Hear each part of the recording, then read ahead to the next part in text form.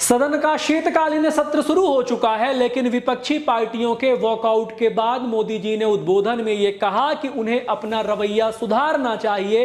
देश उन्हें अस्वीकार कर चुका है। अगर उन्हें कुछ सूझ नहीं रहा तो वो खुद टिप्स देने के लिए तैयार हैं। जय हिंद साथियों, नमस्कार। मैं हूं आपका दोस्त ललित व्यास। साथियों, हमारे सदन का शीतकालीन सत्र शुरू हो चुका है और पहले ही दिन विपक्ष का रवैया वॉकआउट करने का हुआ। हालांकि विपक्ष ने यह चाहा था कि एसआईआर पर गहन चर्चा हो, लेकिन शायद पक्ष की सत्तारूढ़ पार्टी यानी कि भारतीय जनता पार्टी और एनडीए इसके लिए तैयार नहीं थी और एसआईआर पर चर्चा नहीं करना चाहती थी। लेकिन अगर पूरे देश में एसआईआर हो रहा है, विपक्षी पार्टियां उस पर चर्चा चाहती हैं, तो सत्तारूढ़ दलों को भी उस पर चर्चा करना चाहिए। हालांकि उनका यह कहना है कि मानसून सत्र के बहुत सारे 13-14 बिल अटके पड़े हैं। आप लोगों के इस प्रकार के रवैये के कारण, इस प्रकार के व्यवहार के कारण वो बिल अटके हैं। इससे देश का नुकसान हो रहा है, देश की प्रगति में,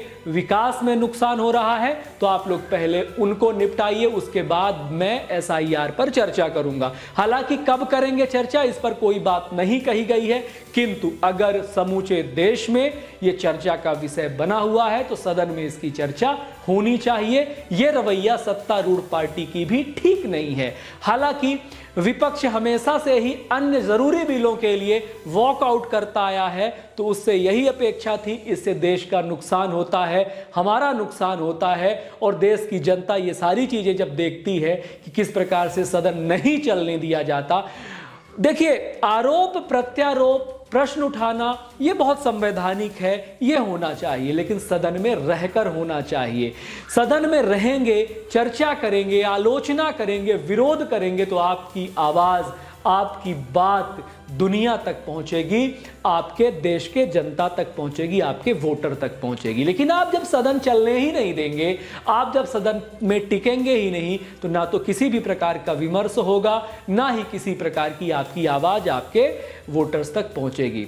तो होता यह है, बहुत सिंपल तरीका है कि जरूरी नहीं है कि जिस पर आप चर्चा चाहें वो चर्चा आज ही हो जाए।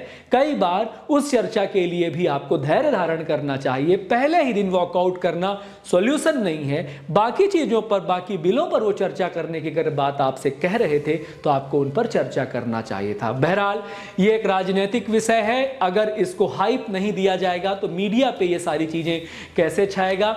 उम्मीद करते हैं कि ये शीतकालीन सत्र बहुत अच्छे तरीके से चले। मैं बताता चलूं कि 3 प्रकार के सत्र होते हैं।